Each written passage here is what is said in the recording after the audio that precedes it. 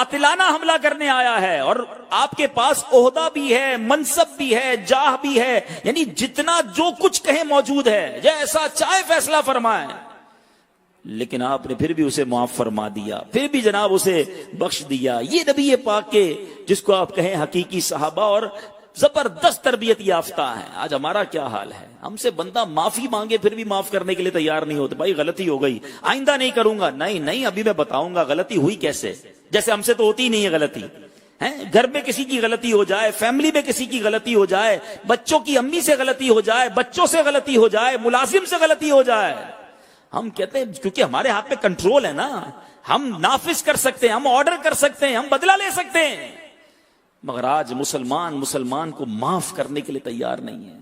چھوٹی چھوٹی باتوں پر دشمنیاں پالی ہوئی ہیں، خاندان ٹوٹے ہوئے ہیں، رشتہ داریاں ٹوٹی ہوئی ہیں، بھائی کا منہ نہیں دیکھ رہا، رشتہ دار ایک دوسرے رشتہ دار کے گھر نہیں جا رہے، میاں بیوی جناب سالوں سے دور ہیں، بچے بیچ میں رل گئے.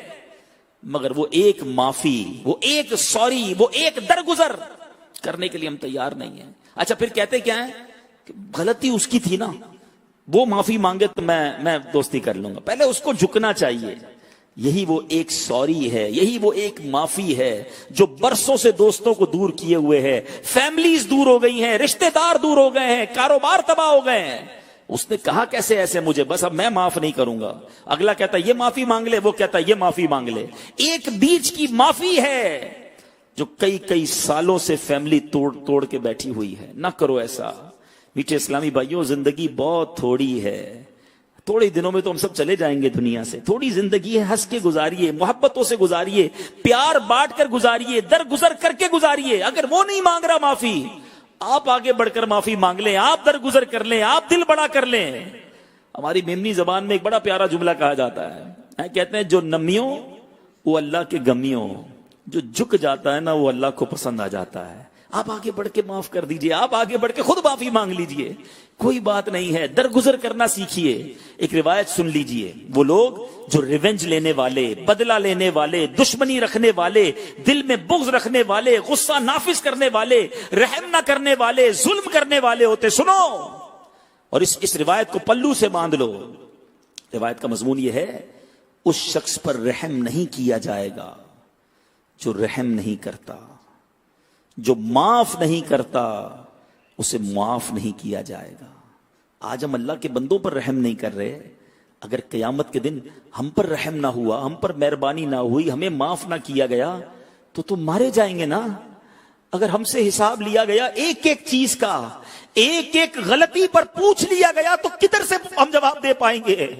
میں اور آپ تو اللہ کی رحمت کے سہارے رہے ہیں کہ ادھر سے کرم ہوگا تو بخشش ہو جائے گی، تو مغفرت ہو جائے گی. میرے پاس کچھ نہیں ہے. پنجابی شاعر لکھتے نا، جے میں ویکھا عملہ ولے، کچھ نہیں میرے پلے.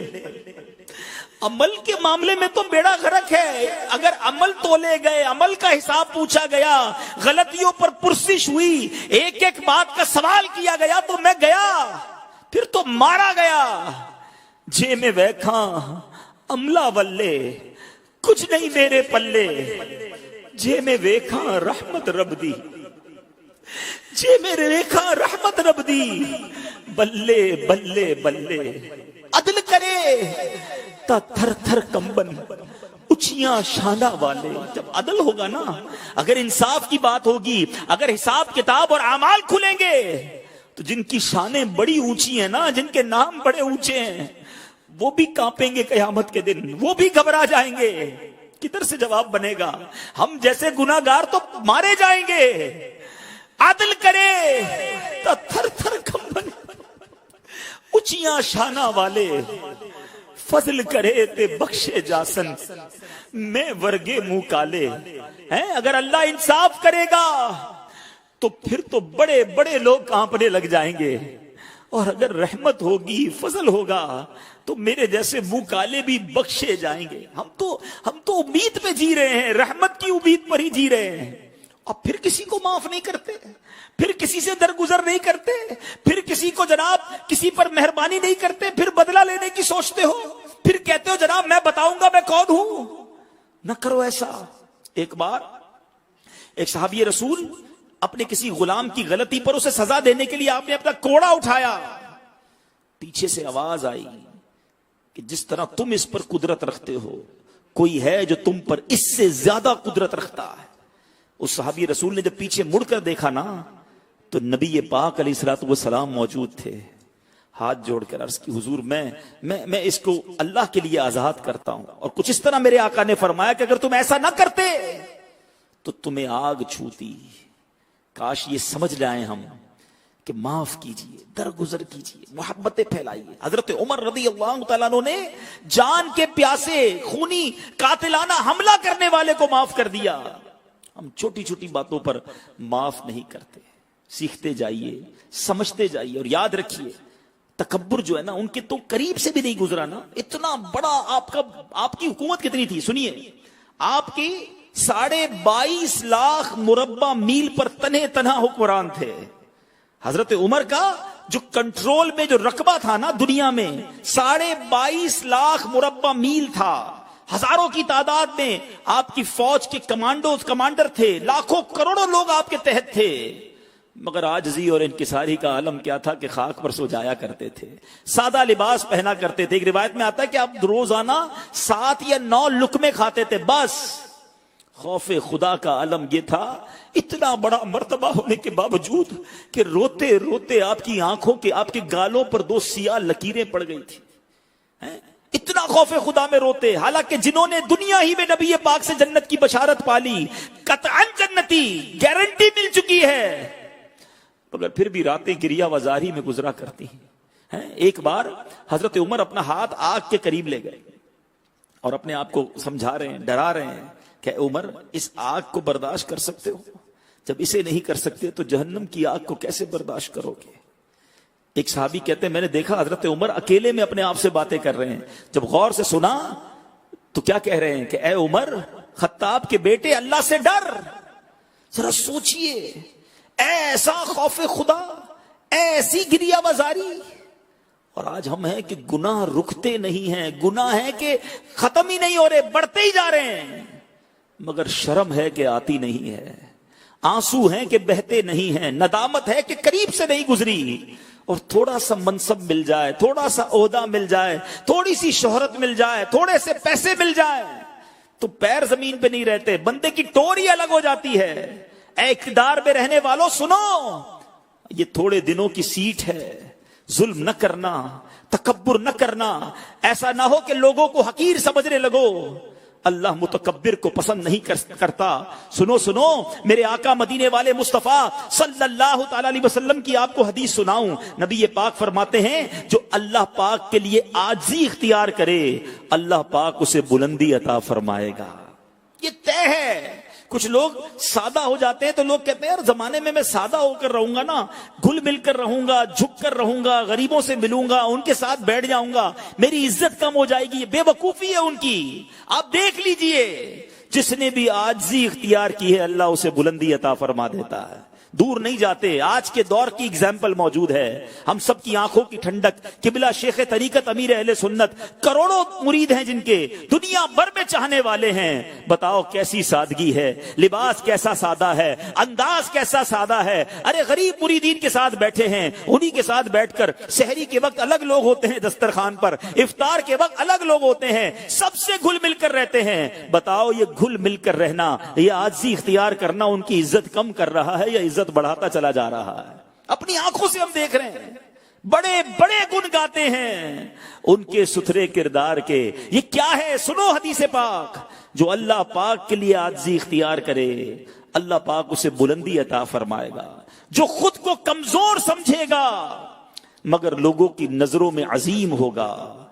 لوگ کہتے ہیں میں کمزور کیسے، میں پاورفل، میرا روب ہونا چاہیے، میرا دبدبہ ہونا چاہیے، میرے سامنے کوئی آواز بلند نہ کر سکے، میرے سامنے کوئی نگاہیں نہ ملا سکے۔ ملازم کو کہتے ہیں نیچی نگاہیں کر کے بات کرو، کھڑے کیوں، میرے سامنے نہیں کھڑے رہا کرو۔ استغفر اللہ، کیا وہ انسان نہیں؟ کیا وہ نبی پاک کا امتی نہیں؟ تم بھی انسان، وہ بھی انسان، غریب ہے تو ایسا کیا قصور کر دیا اس نے؟ اللہ کو کیا منہ دکھائے گا وہ تکبر کرنے والا؟ سنو، میرے آقا فرماتے جو خود کو کمزور سمجھے، جو خود کو کمزور سمجھے گا مگر لوگوں کی نظروں میں عظیم ہوگا، اور جو تکبر کرے اللہ پاک اسے ذلیل کر دے گا. وہ لوگوں کی نظروں میں چھوٹا ہوگا مگر خود کو بڑا سمجھتا ہوگا, یہاں تک کہ وہ لوگوں کے نزدیک کتے اور خنزیر سے بھی بدتر ہو جاتا ہے.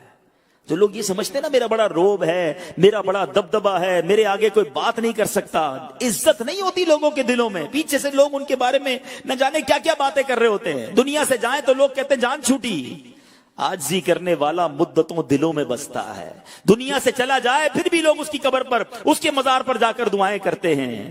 اللہ مجھے اور آپ کو سیدی عمر فاروق رضی اللہ تعالیٰ عنہ کا صدقہ عاجزی کا پیکر بنا دے, ان کی عاجزی کا کوئی ذرہ نصیب فرمائے. سنو سنو, جو تکبر کرنے والے ہیں غور سے سنیں. اللہ کے حبیب صلی اللہ تعالیٰ علیہ وسلم نے فرمایا جس کے دل میں رائی کے دانے جتنا بھی ایمان ہوگا وہ جہنم میں داخل نہ ہوگا. ایمان کی یہ ویلیو ہے. اللہ مجھے اور آپ کو ہمیشہ ایمان والا رکھے, ہمارے ایمانوں کی حفاظت فرمائے. مگر ایک ایسی برائی ہے کہ وہ رائی کے دانے کے برابر بھی دل میں آ جائے تو سنو کیسا بیڑا غرق کرتی ہے. دوبارہ حدیث سنیے, مسلم شریف کی حدیث, جس کے دل میں رائی کے دانے جتنا بھی ایمان ہوگا وہ جہنم میں داخل نہ ہوگا, اور جس کے دل میں رائی کے دانے جتنا تکبر ہوگا وہ جنت میں داخل نہ ہوگا. یعنی تھوڑا سا تکبر بھی ہے تو جنت سے دور ہو جائے گا. سوچئے, ہمیں اپنے اندر عاجزی پیدا کرنی ہے. اور تکبر کی اگر آپ تفصیل پڑھنا چاہتے ہیں, واقعی اس میں بڑی ڈیٹیل ہے, اس کی بہت خوبصورت ایگزامپلز کے ذریعے سمجھایا گیا ہے. مکتبۃ المدینہ کی ایک شاندار کتاب ہے, آپ چاہیں تو اسے ڈاؤن لوڈ بھی کر سکتے ہیں dawatIslami.net سے, یا کسی بھی قریب مکتبۃ المدینہ سے حاصل کر لیں. One of the beautiful book about this topic, اس موضوع پر شاندار کتاب ہے, اس کا نام ہی تکبر ہے. ضرور پڑھیں. بعض لوگ کہتے ہیں میں تکبر نہیں کرتا, میں تو بڑا عاجزی کا پیکر ہوں, مگر جب اس کو پڑھتے ہیں کتاب کو, کیونکہ اس میں مثالیں دی گئی ہیں کہ جو یہ کرتا ہے یوں کرتا ہے.